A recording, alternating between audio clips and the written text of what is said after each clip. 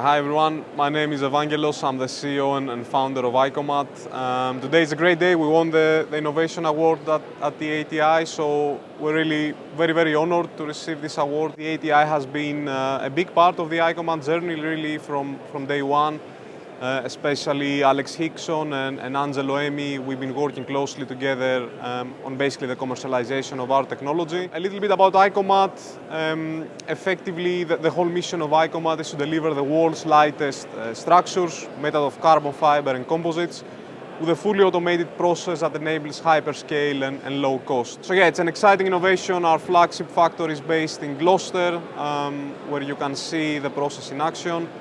And again, a big thank you to the ATI, and we look forward to working with this award, and we look forward to working closer with them as we have in the past years in further commercializing our technology, especially in civil aviation.